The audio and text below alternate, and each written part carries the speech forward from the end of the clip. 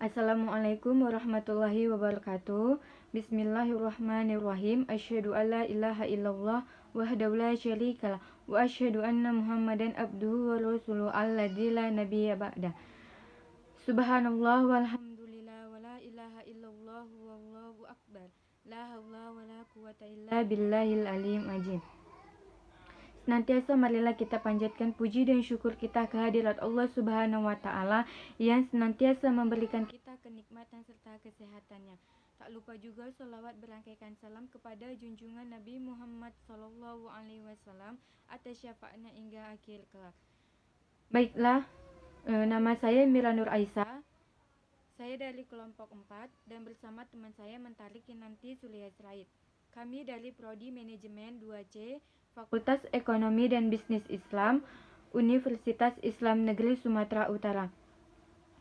Yang saya hormati kepada Ibu dosen, Ibu Nur Cahaya, dan yang kami banggakan teman-teman sekalian. Sebelumnya saya memohon maaf yang sebesar-besarnya karena pada kesempatan presentasi kali ini saya tidak berdiri dikarenakan kondisi yang tidak memungkinkan. Baiklah, untuk mempersingkat waktu, sebelum saya memasuki pada materi penjelasan, saya akan membacakan poin-poin yang akan saya jelaskan. Nah, di sini pada makalah judul kami tentang berbisnis dengan Allah. Nah, di mana pada poin pertama dan kedua akan saya jelaskan. Nah, di mana yang pada poin pertama ini apa sih pengertian dari berbisnis dengan Allah? Yang kedua, tema-tema bisnis dalam Al-Qur'an. Nah, pada pengertian berbisnis dengan Allah ini sesuatu yang sangat berbeda dengan bisnis pada umumnya. Jadi, apa sih berbisnis dengan Allah itu? Nah, di sini saya akan menjelaskan. Berbisnis dengan Allah ialah bisnis yang secara sederhana bahwa amal soleh yang kita laksanakan dengan penuh ikhlas dapat kita pertukarkan kepada Allah, apakah dengan syurga, pahala, atau apapun yang dijanjikan oleh Allah Subhanahu wa taala. Dalam berbagai literatur ilmiah, bentuk ibadah seorang pedagang fokusnya mencari keuntungan lewat ibadahnya. Tentu tidak salah jika yang beribadah seperti ini seorang budak yang takut kepada tuannya, begitu juga dengan seorang pedagang yang melakukan kegiatan ini sejatinya beribadah tak ubahnya kita seperti seorang pencipta sebagaimana ditunjukkan oleh sufi wanita yaitu Rabia Al-Adawiyah. Nah, di dalam pada kaidah-kaidah ini persoalan muamalat segala sesuatunya diperbolehkannya sampai ada dalil yang mengharamkan. Substansi dan kaidah-kaidah ini adalah syariat hadir dalam memberikan keluasan, fleksibilitas, dan elastisitas manusia dalam bermuamalah. Kepada Yusuf Al-Qaradawi menjelaskan bahwa sedangkan dalam muamalat adalah urusan sesama manusia. Nah, apabila ada sekelompok manusia di tempat, haruslah mereka saling berinteraksi satu sama yang lainnya seperti berjual beli, sewa menyewa, minjam meminjam, serta baik dalam konsisten maupun tidak konsisten. Nah, baik dari komit maupun tidak komit, baik secara sederhana maupun berlebihan. Disinilah sang pembuat syariat hadir untuk memperbaiki, membina, dan meluruskan, menetapkan kaidah-kaidah, menerangkan maksud-maksud, menjelaskan syariat-syariat, menampakkan metode, melestarikan yang benar sesuai dengan maksud-maksudnya. Nah, dan mengharuskan yang bertentangan dengannya. Jadi, dalam bahasa lain, kita memiliki peluang yang besar untuk mengembangkan kreativitas dan inovasi dalam berbisnis. Jadi, apa yang tertera di dalam kitab-kitab fikih muamalat dapat saja kita kembangkan, bahkan kita rubah. Kuncinya adalah kita tidak melanggar prinsip bisnis yang digariskan oleh Al-Quran. Nah, sebut saja misalnya berjudi, tipuan, riba, batil. Nah, sesungguhnya bisnis yang ada di dalamnya ini adalah unsur yang mengharamkan karena di dalamnya ada perjudian, penipuan, dan berbagai macam bentuknya, bahkan mengandung unsur yang sangat diharamkan oleh Allah Subhanahu wa taala. Jadi pada pengertian berbisnis kepada Allah ini yang pada intinya pengertiannya dapat kita ambil bahwa suatu kegiatan yang kita lakukan itu amal soleh. Nah, yang kedua itu tema-tema bisnis di dalam Al-Quran. Tema-tema bisnis dalam Al-Quran itu merujuk kepada karya Syekh Abdul Wahab Khalaf, yang dimana ilmu usul fikih khususnya tentang pembahasan Al-Quran, kita akan menentukan bahwa ayat-ayat yang berbicara tentang hukum termasuk di dalamnya. Muamalah tidak lebih 250 ayat, khususnya ayat-ayat muamalah yang satu diidentifikasikan dengan ekonomi, bisnis dan hukum Islam.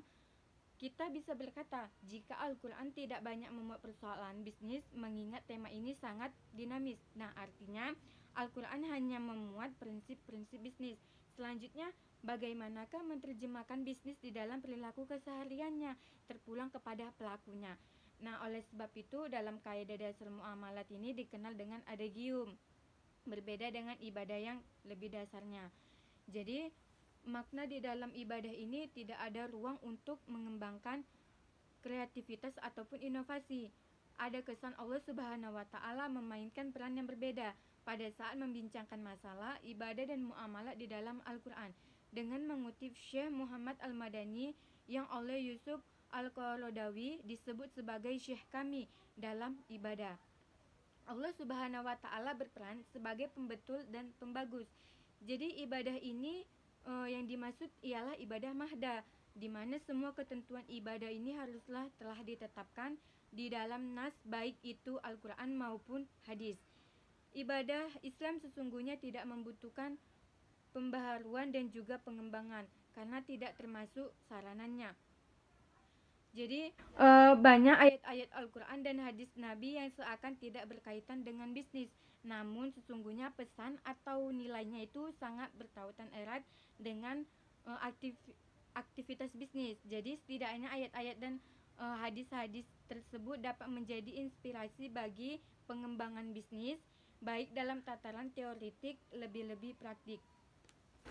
Pada pembahasan yang menurut Muhammad Quraisy Shihab, dia berpendapat jika pebisnis harus memperhatikan tempat dan waktu yang untuk mempromosi serta untuk mempromosikan produknya. Nah, bukanlah agama juga demikian. Jadi ada beberapa ayat jelas bahwa Allah Subhanahu wa taala menggunakan terminologi bisnis merajut hubungan manusia dengan Allah. Sebut saja misalnya Quran surah Al-As ayat 1 sampai 3, Quran surah Al-Baqarah ayat 245, Quran surah Al-Saf dan yang lainnya. Kita ambil contoh di dalam Quran surah Al-Asri ayat 1 sampai 3.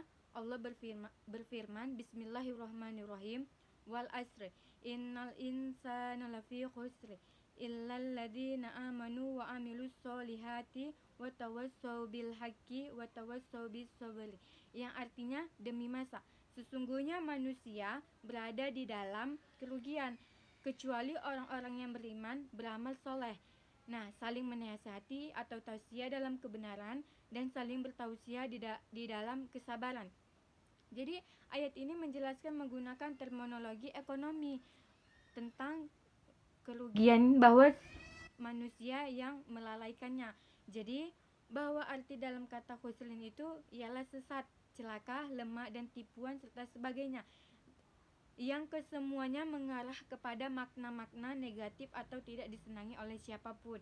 Jadi terjemahan yang diberikan Muhammad Quraisy Shihab ini terdapat atau terhadap ayat tersebut bahwa ia menjelaskan tentang halnya.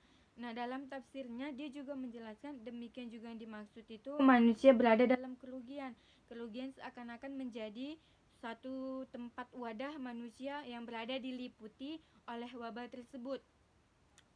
Oleh karena itu, untuk menghindari kerugian total itu bukan saja dalam konteks bisnis tetapi juga dalam konteks spiritual dan sosial, manusia harus selalu dalam keadaan yang beriman yang dibuktikan dengan amal-amal soleh, saling bertausiah dalam kebenaran dan kesadarannya. Banyak firman Allah yang menjelaskan ayat tersebut, bahwa kita untuk saling beramal soleh kepada siapapun. Di dalam arti Quran surah Al-Saff ini ada suatu kelemahan yang dimana artinya, wahai orang-orang yang beriman, apakah engkau mau aku tunjukkan satu bentuk perdaganganmu yang membebaskanmu atau yang melepaskanmu dari api neraka. Nah, di sini juga menjelaskan pada poinnya bahwa engkau beriman kepada Allah dan Rasulnya, berjihad dengan diri dan hartamu. Nah, itulah yang lebih baik bagimu. Jadi ayat ini menunjukkan sisi lain bahwa relasi hubungan manusia yang dengan Tuhan itu bukan hanya antara khalik dan makhluk gitu. Jadi abid dan ma'bud, tetapi juga antara penjual serta pembeli. Dalam relasi tijarah ini manusia mengambil posisi penjual dan Allah Subhanahu wa taala.